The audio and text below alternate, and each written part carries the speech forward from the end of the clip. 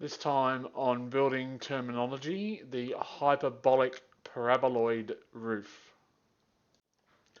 The hyperbolic paraboloid roof is a shell roof created by raising the two diagonally opposite corners of a square to a higher level than the other two corners.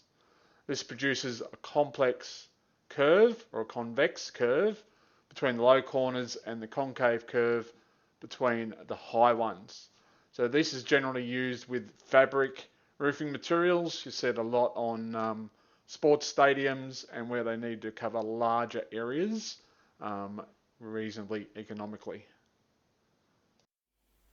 If you like this video, please hit the like button and subscribe to my YouTube channel. And you can also follow me on Facebook.